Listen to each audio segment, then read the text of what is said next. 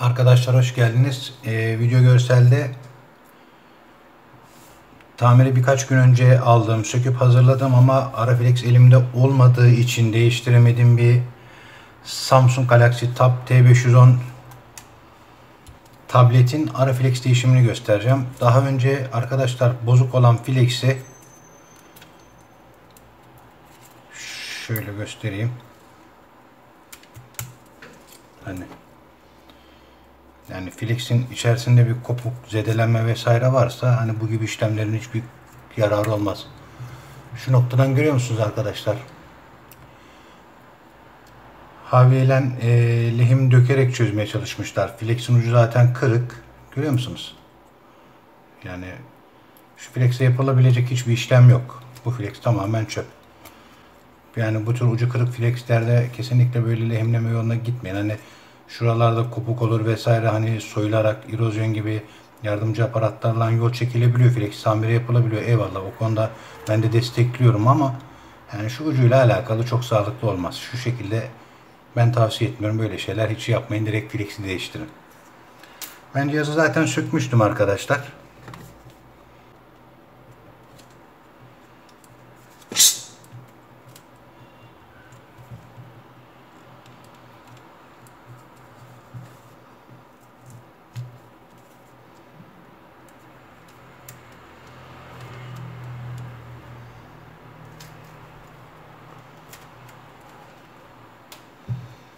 Tabii ekranda beklemekten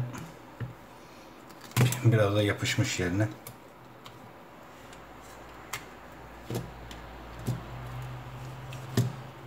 Şu şekilde göstereyim arkadaşlar. Bu gibi tamirlerde arkadaşlar kesinlikle bu tablet ara ekran Flex'lerinde direkt Flex'in değişimine gidin. Burada yine belirttiğim gibi ucuna lehimleme yapma yöntemini ben tavsiye etmiyorum. Ama aradaki, şurada misal veriyorum, bir kopuk hat varsa erozyon gibi aparatlarla dediğim gibi yüzeyin tıraşlanarak yolların çıkartılıp canlı yol üzerine jumper atılması kesinlikle yapılan bir tamir. Apple tamirinde, özellikle işte Home Flex tamirinde birçok şeyde kullanılıyor. Ben sadece şu modelin ekran Flex'i için konuşuyorum arkadaşlar. Ekran Flex'inin zaten arkadaşlar şu şekilde göstereyim. Bu cihazın ekranı dokunmatikle birlikte yekpare. Ekran revizesi yapılabiliyor. Ama dokunmatik direkt ekrandan ayrılamıyor. Yani bununla alakalı bir laminasyon işlemi yapılması gerekiyor. Çatlak olan camlarda. Zaten Flex'i arka yüzeyden taktığımız zaman arkadaşlar herhangi bir sıkıntı yok. Ben şuraları temizleyeceğim. Tamir yaptığınız cihazlar arkadaşlar toplarken şu kenarlarda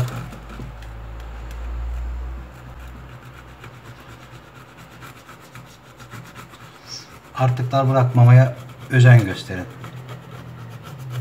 Çünkü buraya sıktığımız silikonlar sertleştiği zaman arkadaşlar, hani sıktığımızda sıvı formunda oluyor ama kuruduğu zaman neticede katı forma geçiyor.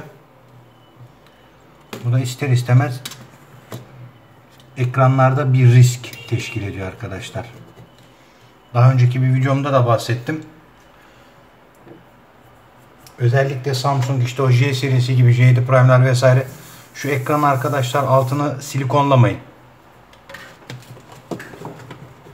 Ben çift taraflı bant kullanıyorum. Çift taraflı bant da zaten benim için kesinlikle yeterli. Bu VHB bant dediğimiz özel böyle çok güçlü bantlar var arkadaşlar. VHB bantlar kullanabilirsiniz. Bu noktada hani çok da uzun uzadıya anlatmaya gerek yok. Bununla alakalı kanalımda videolar var zaten. Bu da gene bir VHB çift taraflı bant ama tabi bunlar da tabii ki kendi işlerinde kalite ayrılıyorlar arkadaşlar.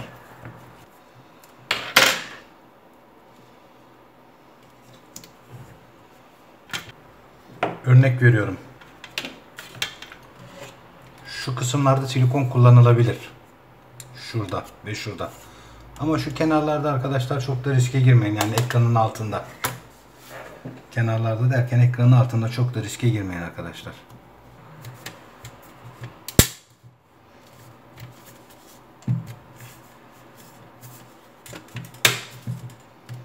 Bir önceki videoda söylediğim gibi arkadaşlar, kesinlikle burada fazladan atıl bir tane bile vida yok. Cihazı vidalarına kadar tas tamam toparlayın. Hani ustanın iyisi malzemeyi arttırır derler ya. O söze inanmayın arkadaşlar.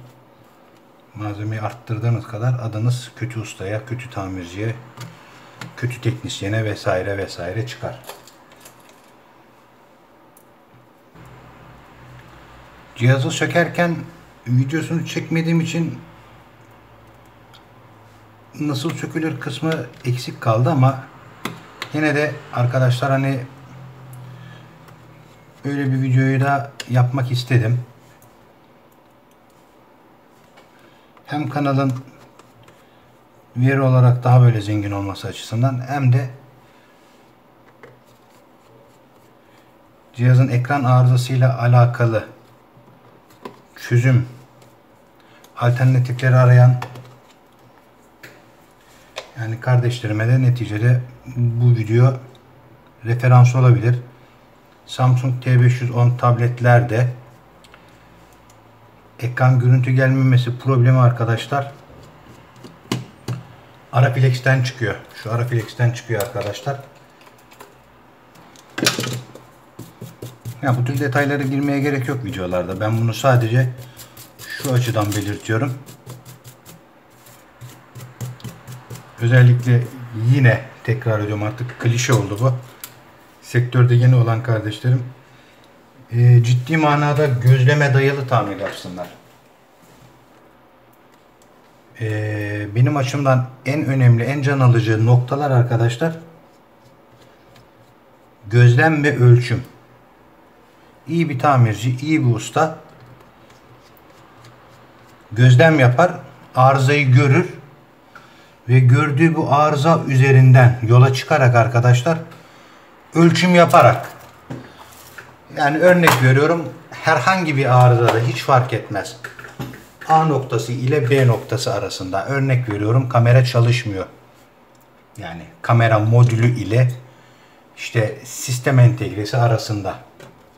Veyahut da cihaz şarjı almıyor. İşte şarj soketi ile şarj entegresi arasında, besleme arasında vesaire. Bulunan devre elemanlarını yani hem gözlemle hem de arkadaşlar ölçümle sağlamasını yaparak tamir yolunda kendilerini alıştırmalarını ben tavsiye ediyorum. Hani basit bir ekran fleksi değişimi videosunu da ben burada hani fırsattan istifade gene istişare üzerinden, gene bilgi alışverişi üzerinden hani mini bir, yani yine kendi çapında bir eğitim videosuna hani çevirmeyi seviyorum. Bu tür şeyler sizin için yararlı olduğu kadar benim için de yararlı. Bu noktada arkadaşlar söz yarım kaldı. Örnek veriyorum, şarj almayan bir cep telefonu arızasında diyelim veya tablet arızasında veya kamera arızasında veya arızayı nasıl başlarsınız? İlk başta şarj soketine bakarsınız doğal olarak. Misal veriyorum, cihazın şarj almıyordur. Şarj soketi sağlamdır ama şarj soketinin içinde, anakartın içinde yani bacaklarının kısmında içeriden örnek veriyorum canlı hat kısa devreye düşmüş olabilir. Mesela güç kaynağınız bir şarj cihazı gibi ayarladığınız zaman cihazı şarja bağladığınızda otomatik olarak cihaz şarja taktığınızda kısa devreye geçiyorsa bunun bir kısa devre arızası olduğunu hemen tabii ki orada görür söylersiniz. Bu sefer ne yaptınız? Burada bir gözlem yaptınız. Daha ölçüme başlamadınız. Bir gözlem yaptınız ve kısa devre arızası olduğunu, cihazın şarj devresinde şarjı başlattığımızda, şarj soketine elektriği verdiğimizde cihazın, mesela şuraya yamultmuşlar, bunun benimle alakası yok. Cihazın şarj devresinde arkadaşlar canlı hattı bir kısa devre olduğunu o an görürsünüz, değil mi? Bakacağınız yeri 3 aşağı 5 yukarı bilirsiniz. Burada ne yapıyorsunuz arkadaşlar? Pek çok şeyi arıza olarak, ihtimal olarak eliyorsunuz. Cihazı şarja bağladım. Güç kaynağım direkt kısa devreye geçti. Devre kendini korumaya aldı.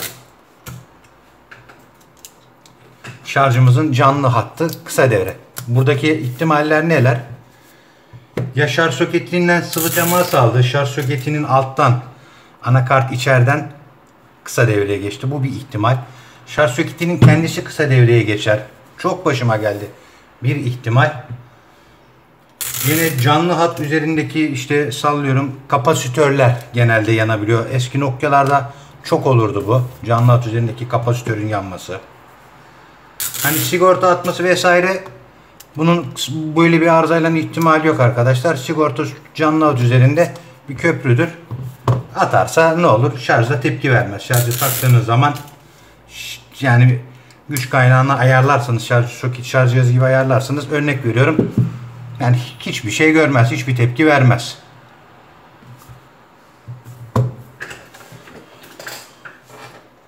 Mesela devam edelim. İşte cihazımızı söktük, bakıyoruz. Şarj soketimizi boşa aldık. Kısa devre devam ediyor. Bunun devamında canlı hat üzerindeki kapasitörlere bakarız. Neden kapasitörlere bakarız arkadaşlar? Çünkü kapasitör yapı itibariyle şarj devresinde bir ayağı şasededir.